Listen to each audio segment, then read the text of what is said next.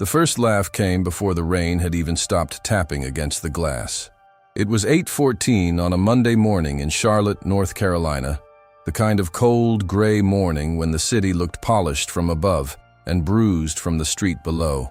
On the 42nd floor of Whitmore Capital Group, the executive boardroom smelled of dark roast coffee, leather conditioner, and expensive cologne layered over the faint metallic scent of wet umbrellas drying near the door.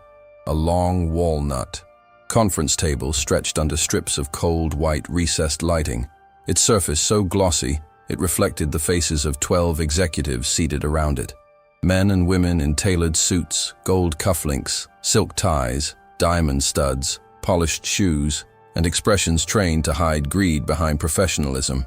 The American flag stood behind the CEO's chair beside the North Carolina state flag, both motionless, both made to look dignified in a room where dignity was about to be denied to the wrong man. Caleb Walker stood near the far end of the table in faded jeans, a brown work jacket darkened at the shoulders by rain, old leather boots with creased toes, and a tired blue-eyed stare that made him look more like a delivery driver who had taken the wrong elevator than the man whose signature could buy the entire building before lunch. Beside the refreshment counter, a little girl in a worn pink coat watched him with quiet curiosity, one small hand holding the strap of a navy backpack, decorated with fading silver stars. Caleb had reached for his wallet only because she had been staring at the plate of muffins like a child trying not to want anything. He had asked softly, "You hungry, sweetheart?" And when she gave a nervous shrug, he opened the wallet to buy her something from the cafe downstairs before the meeting began. But inside the cracked brown leather were no bills, no cards visible, only a folded receipt, a worn photograph of a smiling woman holding a newborn blanket, an empty space. Richard Whitmore, CEO of the company, saw it from the head of the table, leaned back in his black leather chair, and let out a sharp, public laugh. "You came into my boardroom with an empty wallet?" he said, loud enough for every lawyer, banker, assistant, and investor to hear. The room went still for half a second, then several executives smiled as if cruelty were just another form of business confidence. Caleb did not move. The girl lowered her eyes, and that small movement hurt him worse than the insult. Before this story goes any further, if you believe quiet strength still matters in a country built by hard-working families, subscribe to the channel and comment where you're watching from. Stories like this remind us that character can stand taller than money, even in rooms designed to worship it. Richard's smile widened when Caleb failed to answer immediately. He was 54, broad-shouldered, silver-haired, wrapped in a navy Tom Ford suit that looked as if it had never met bad weather or unpaid bills. His Rolex caught the ceiling light as he lifted one hand and gestured toward Caleb's jacket, boots, and rain-damp collar, like he was presenting evidence in court. "Security must be getting lazy," Richard said, turning his head just enough to invite the room to participate. "We have a man in construction clothes wandering into a $2.3 billion acquisition meeting asking children if they want breakfast." A few people laughed harder this time, relieved that the CEO had given them permission. The sound bounced off the glass walls and settled over Caleb like cold dust. He stood with one hand still holding the empty wallet, his thumb pressed against the edge of the old photograph inside. He could feel the softened crease where Emily's face had worn thinner over 6 years of being carried everywhere. In airports, hotel rooms, negotiation halls, hospital parking lots, and silent Sundays when the house felt too large for one man. Outside, rain streaked down the windows behind the executives, blurring the skyline into gray towers and red brake lights. Inside, everything looked clean, successful, patriotic, and dead. The walnut table had no scratches. The leather chairs had no stains. The silver coffee urns gleamed. Even the muffins sat in perfect rows on white porcelain trays, untouched by the people who had too much to feel hungry. Caleb glanced toward the little girl again. She was no more than 8, maybe 9 at most, with green eyes too, alert for her age, and a face that had already learned how to disappear in places where adults with money made rules. Her pink coat was buttoned wrong, one button missing near the middle, and her small sneakers were clean but frayed along the sides. She did not cry. She simply looked down at the floor, as if Richard's mockery had landed on both of them. That was what changed Caleb's breathing.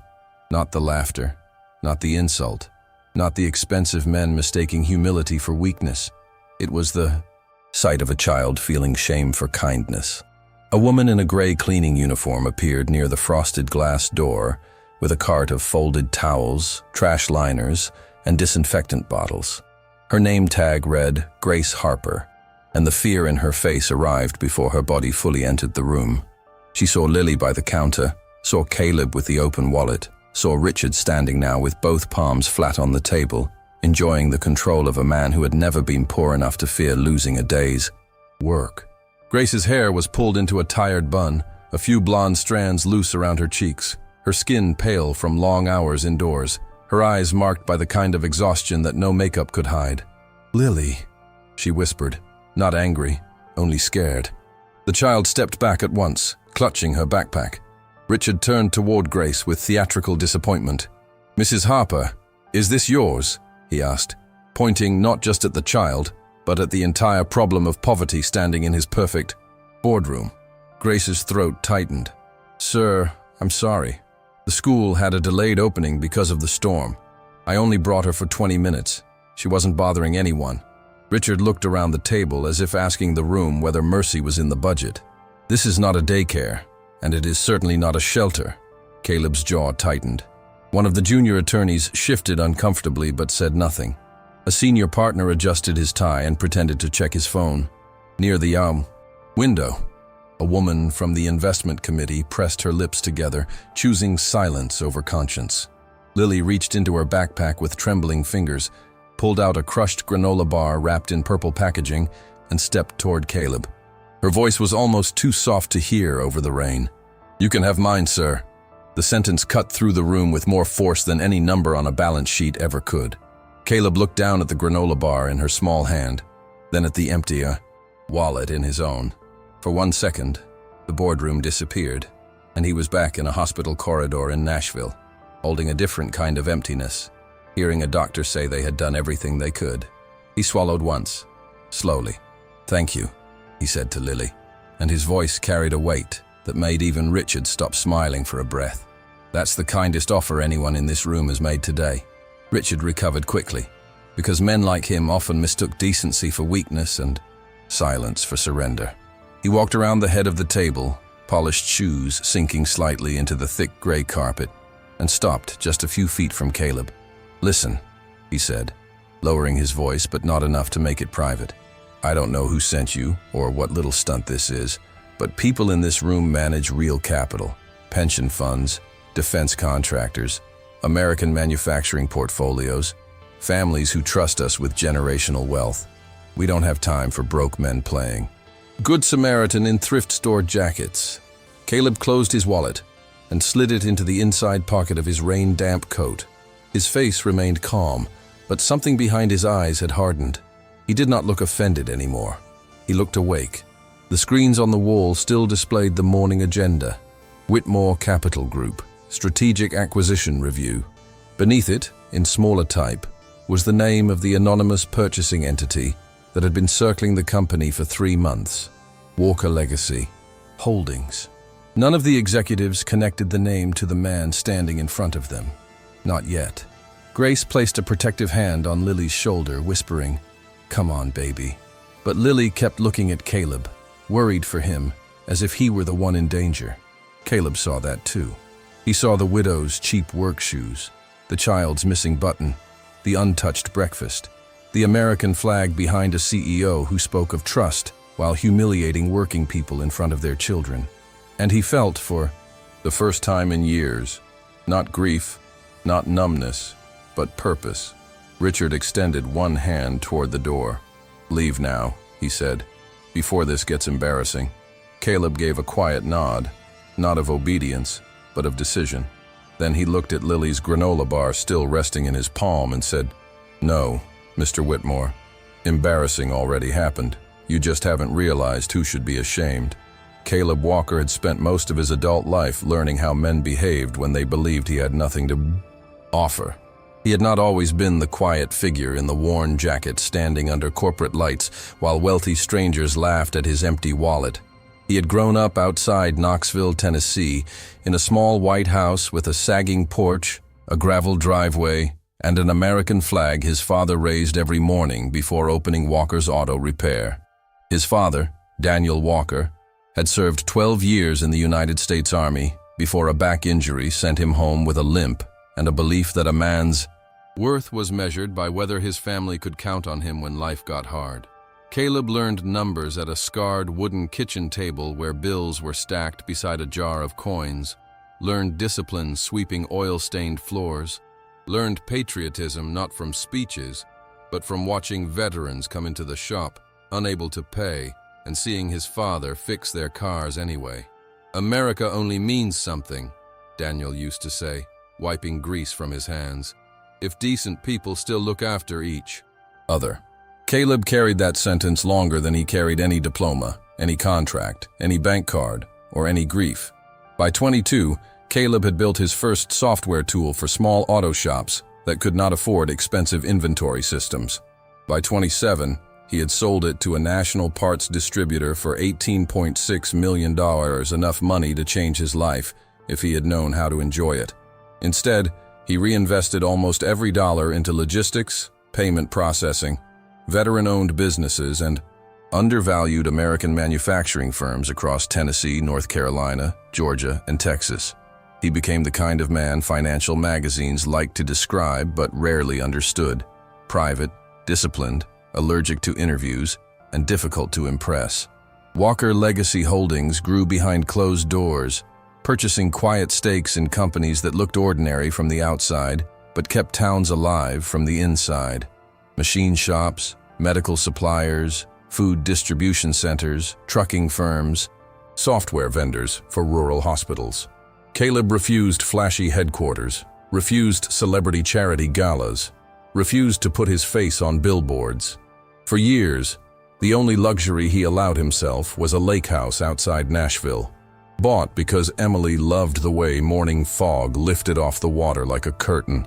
Emily had been the opposite of every room Caleb later learned to distrust. She was warm where he was measured, open where he was guarded, quick to laugh at bad jokes and quicker to notice anyone left alone in a corner. She taught 3rd grade, drove a used Ford Explorer with crayons in the cup holders, and wrote thank you notes by hand because she believed gratitude needed proof. Caleb met her at a Veterans Day fundraiser when she gently corrected him for standing alone near the exit instead of talking to the Gold Star families he had donated money to support.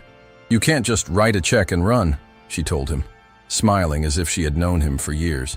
"People need to see your face." Caleb had not known then that she would become the person who made him visible to himself.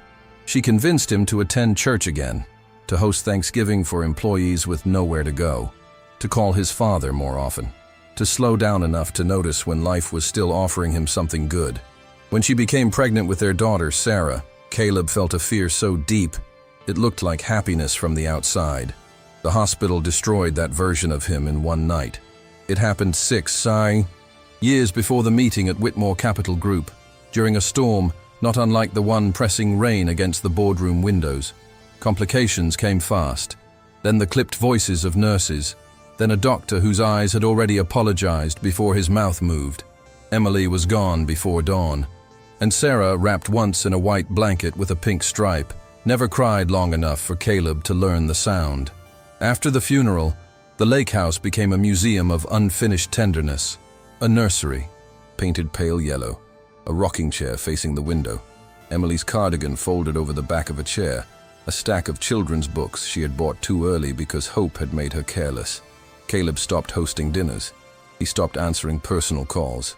He gave money anonymously and avoided every place where gratitude might require him to feel something. His fortune grew because work was easier than mourning. His bank accounts became enormous, then absurd, then meaningless. The larger the numbers became, the more he carried that old empty wallet, as if poverty of appearance could protect him from the poverty inside. Whitmore Capital Group entered Caleb's life through a report prepared by his compliance team.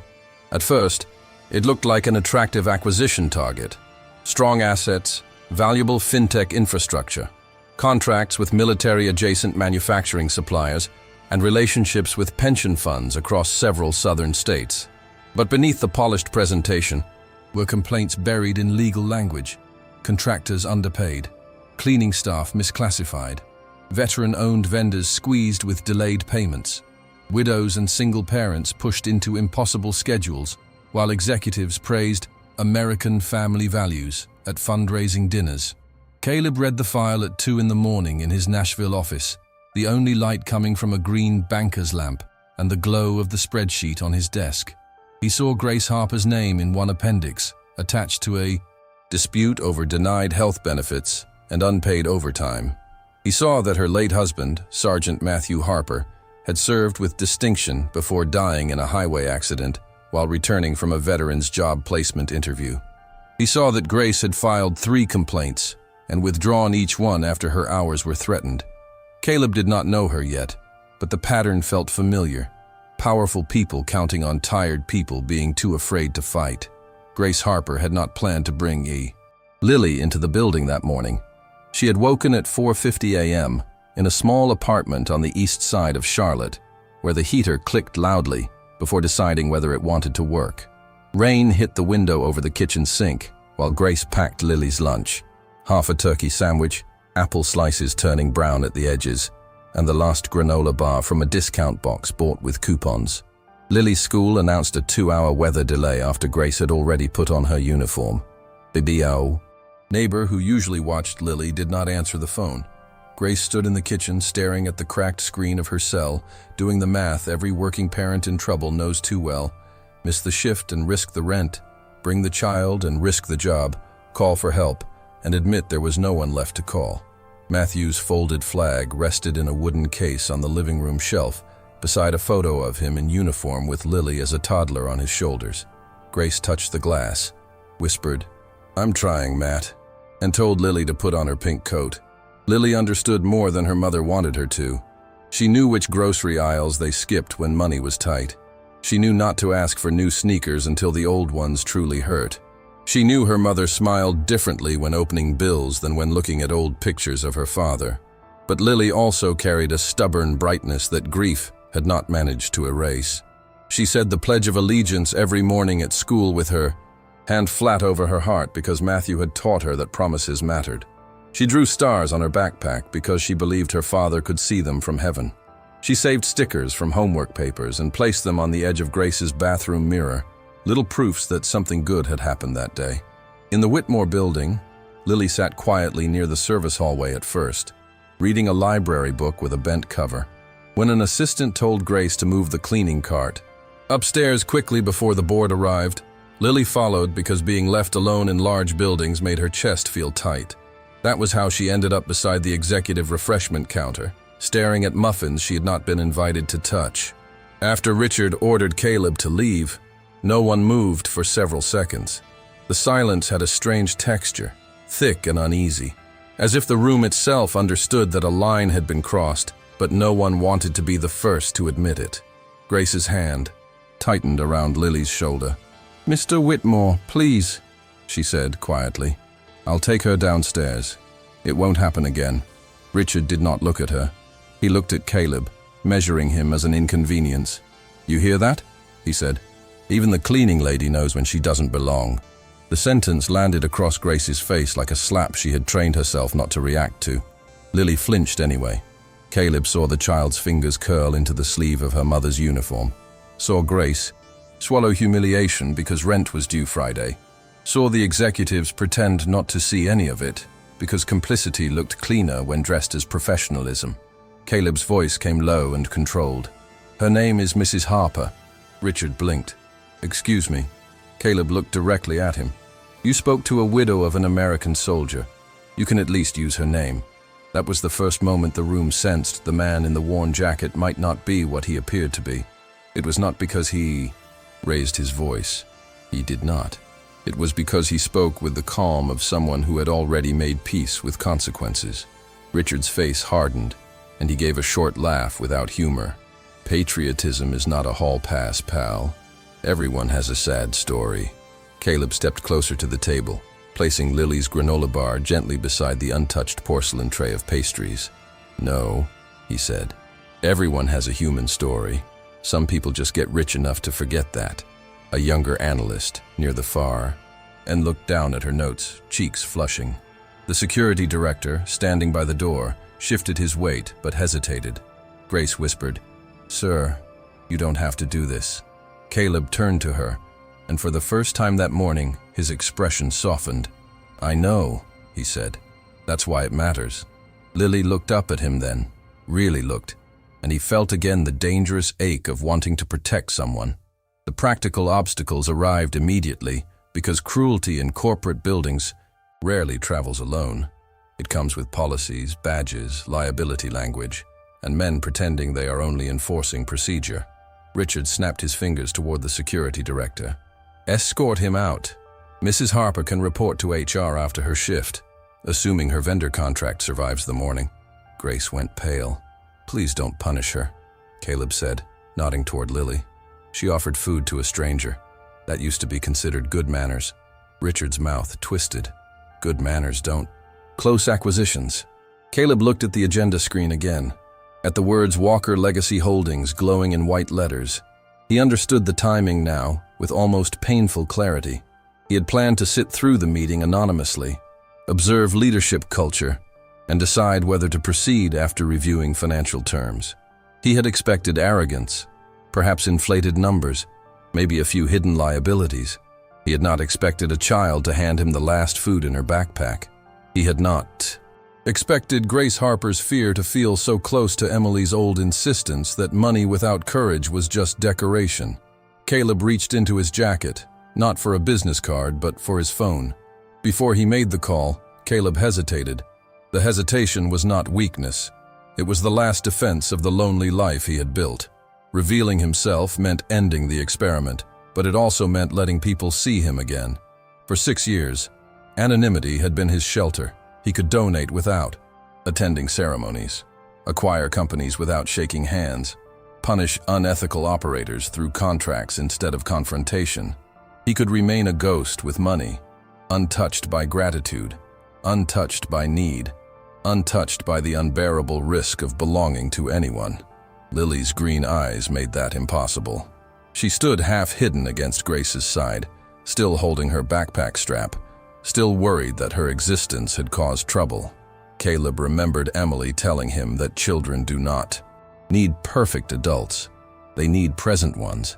He remembered his father saying that a man who can help and refuses is poorer than the man asking.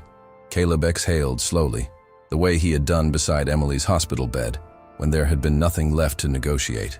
This time, there was something. This time, he could choose differently. He unlocked his phone and called a number saved under a simple name, Patricia Hale. She answered on the second ring from Patriot National Bank's private client office. In Dallas, her voice crisp, careful, and familiar with emergencies involving large amounts of money. "Mr. Walker?" she said.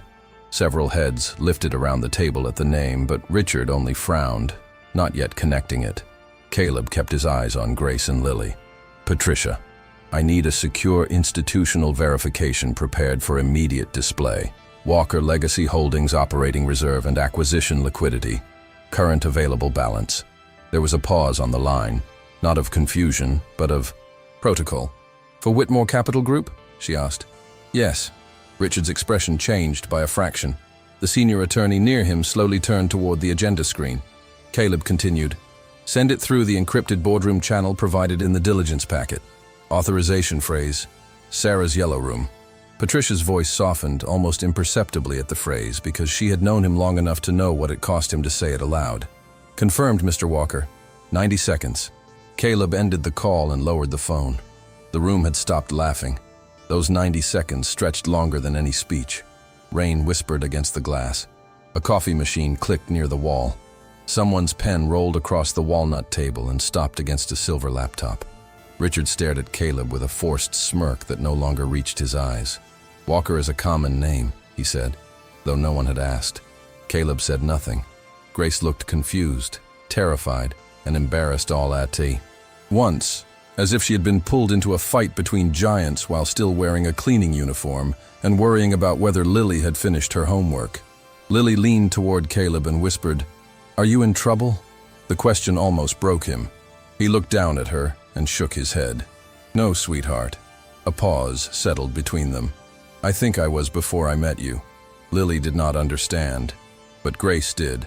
Something in the way Caleb said it carried grief too old to explain in a boardroom. Grace's eyes filled, and she blinked quickly, because women like her did not cry at work unless they could afford the consequences. The wall screen flickered once, then shifted away from the acquisition agenda. A secure banking document appeared with the Patriot National Bank seal, Walker Legacy Holdings identification, timestamp, verification code, and a current available acquisition reserve listed in clean black digits, $400,327,918. For a moment, the number did not seem real because it was too large for the room's arrogance to process. $400 million did not shout. It simply sat there, undeniable, making every laugh that had come before it look small, cheap, and dangerous. The senior attorney's mouth opened slightly. The investment committee chair inhaled and forgot to exhale. The junior analyst looked from the screen to Caleb's boots and then down at her own notes, as if the floor had become more honest than her colleagues. Richard's face drained of color in uneven stages. The man he had mocked for an empty wallet was not a trespasser. He was the anonymous buyer. He was the capital behind the meeting. He was the person every executive in that room had dressed up to impress. Caleb did not smile. He did not gloat. He picked up Lily's crushed granola bar from the table, held it carefully, and looked at Richard. "Now," he said quietly, "let's talk about what things are actually worth." Richard Whitmore looked at the number on the screen as if it had physically entered the room and taken his chair from him. For the first time that morning, his voice came out smaller than his suit. "Mr. Walker," he said, forcing a laugh that cracked in the middle, "there seems to have been a misunderstanding." Caleb turned slowly toward him. The rain behind the glass made the skyline look distant and cold, and the American flag behind Richard's chair suddenly felt less like decoration and more like a witness. Caleb placed Lily's granola bar on the walnut table with the care of a man setting down evidence. "No," he said. "There was no misunderstanding. You understood exactly what you thought I was. Poor, unimportant, easy to shame. No one reached for coffee now. No one checked a phone."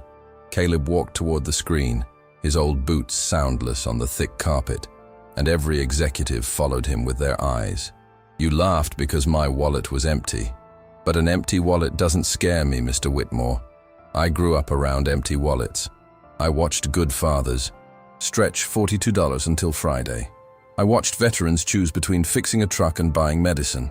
I watched my own dad repair cars for men who had served this country and couldn't pay him back." His voice stayed level, which made it worse for Richard. "What scares me is a full room of successful Americans forgetting what honor looks like." Grace's hand trembled on Lily's shoulder, and Caleb saw her trying to shrink away from attention, not because she lacked courage, but because life had taught her that attention from powerful people usually costs something. Richard shifted his strategy at once, turning toward her with a sudden softness that looked rehearsed and insulting. "Mrs. Harper, of course, we value every member of our extended team. If you felt disrespected, then I apologize for the tone." Grace lowered her eyes, humiliated all over again by an apology designed for witnesses, not for her. Caleb stepped between them without raising his hand. "Don't apologize for tone," he said. "Apologize for threatening her job in front of her daughter. Apologize for calling her child a problem. Apologize for building a company rich enough to serve imported coffee in silver urns, while a military widow cleans your floors without reliable benefits." Richard's jaw tightened. "Those contracts are handled by vendors." Caleb reached into his jacket and pulled out a folded packet from his diligence file, the paper worn because he had read it twice before dawn. "I know. Harper Facility. Services, subcontracted under a cost-saving arrangement approved by your office 11 months ago.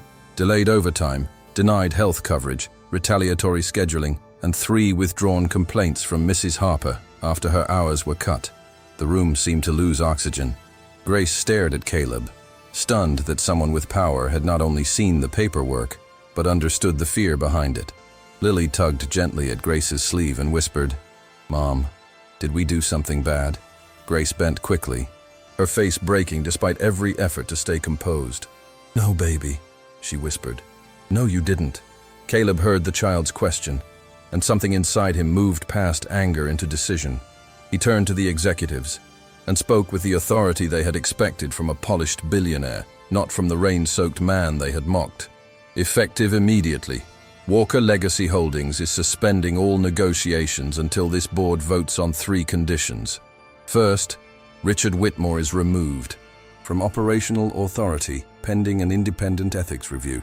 Second, every subcontracted worker in this building receives a wage audit, back pay where owed, and access to basic benefits.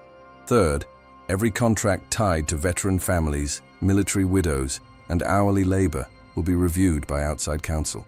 Richard's face twisted. "You can't walk in here and dictate morality."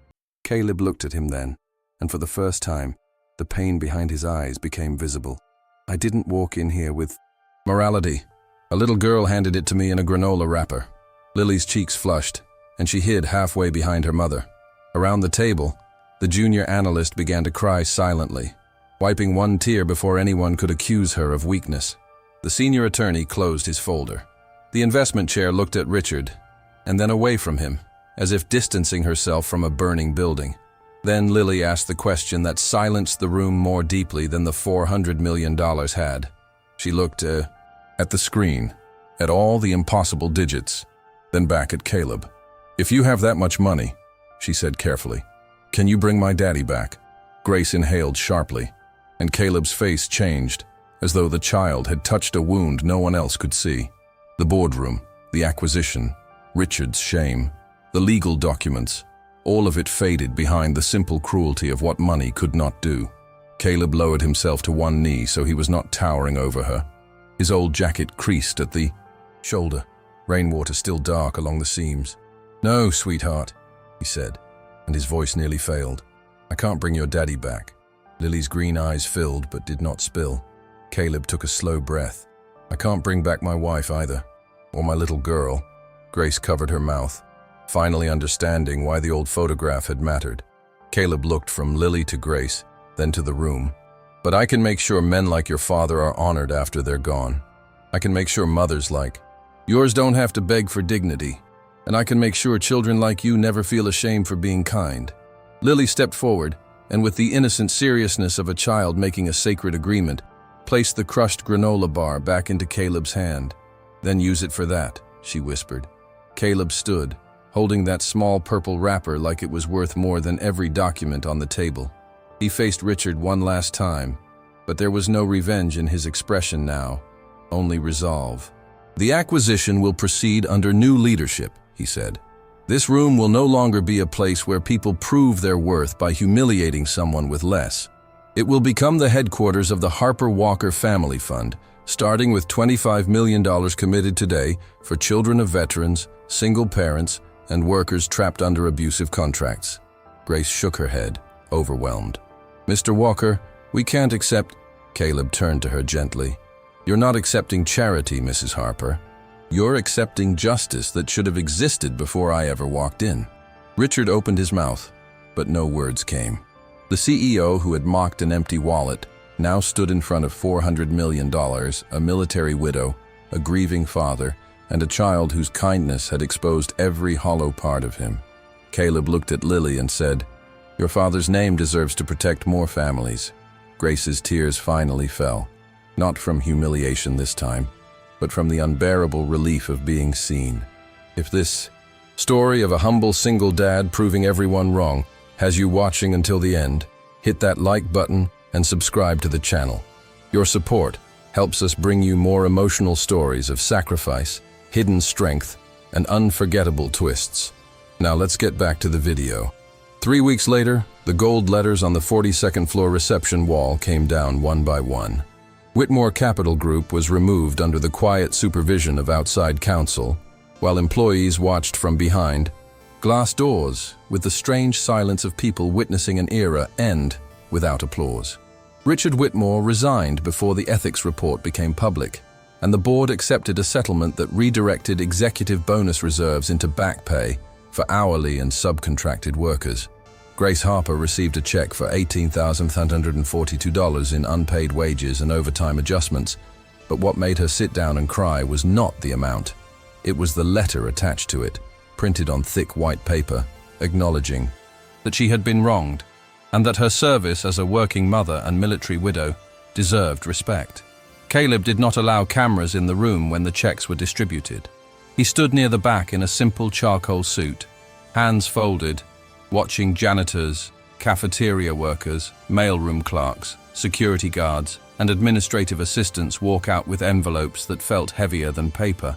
On the wall behind them, a new sign was installed in brushed steel, Walker Patriot Financial. Beneath it, in smaller letters, were words Caleb had chosen himself: honor in work, dignity in family, strength in service. Grace did not become rich overnight, and Caleb made sure the story did not pretend that money magically erased grief. She still woke early, still packed Lily's lunch, still checked bills twice before paying them, because fear takes time to leave a house. But her life changed in ways that were concrete and merciful. Walker Patriot Financial hired her as community outreach coordinator for the Harper Walker Family Fund at a salary of $72,000 a year, with health insurance, paid time off, and a schedule that allowed her to pick Lily up from school. Her first office had a window facing Tryon Street, a second-hand wooden desk Caleb insisted was temporary, and a framed photograph of Matthew in uniform beside Lily's latest school picture. When Grace protested that she had no degree for the role, Caleb handed her a folder containing records of every complaint she had filed, every shift she had worked, and every family she had quietly helped in the building. "You've been doing the job without the title," he told her. Grace looked down at the folder, her fingers trembling. "Why are you doing all this?" she asked. Caleb looked through the office glass at Lily, who was drawing stars on a notepad near the reception couch. "Because your daughter reminded me that a good heart should never have to apologize for taking up space." The bond between them grew slowly, without spectacle, because the strongest families are not built by grand speeches, but by repeated presence. Caleb began attending Lily's school events, first standing awkwardly near the back of the auditorium, then clapping louder than anyone when she read an essay about her father on Veterans Day. Grace invited him for Sunday dinner after church, warning him that she only knew how to make meatloaf, mashed potatoes, and green beans the way Matthew's mother had taught her. Caleb arrived with apple pie from a local bakery and stood on the porch for almost a full minute before knocking, fighting the old fear that entering a warm house meant risking another loss. Inside, Lily had placed 3 paper flags in a jar on the table, one for her father, one for Caleb's wife, and one for Caleb's baby girl. No one spoke when Caleb saw them. Grace simply touched his sleeve, and Lily said, "We saved them seats." That night, for the first time in 6 years, Caleb bowed his head over a family meal and did not feel like an intruder in his own life. He did not replace Matthew, and Grace never asked him to. He did not forget Emily or Sarah, and Lily never expected him to. Instead, they built something honest around the people they had lost, a family shaped by memory, respect, faith, and the decision to keep loving anyway. 2 years later, the old Whitmore boardroom no longer looked like a place where men measured human worth by wallets. The walnut table remained, but the cold lighting had been replaced with warmer lamps, the untouched pastry trays with children's scholarship folders, and the acquisition screens with photographs of families helped by the fund, veterans' children receiving tuition grants, single mothers moving into stable housing, hourly workers starting small businesses, widows finding legal support without begging for it. Lily, now 10, stood at the front of the room in a navy dress and polished shoes, holding a small framed purple granola wrapper that had become the symbol of the foundation. Caleb sat beside Grace in the first row, his eyes wet but steady, a small American flag pinned to his lapel. Lily looked at the crowd and said, "My mom says money can open doors, but kindness tells you who should walk through them." Caleb lowered his head, smiling through tears. because the empty wallet that had humiliated him had led him back to the one thing $400 million could not buy: a family willing to love him without needing his fortune. Have you ever helped someone at their lowest moment and discovered that your kindness changed their life forever?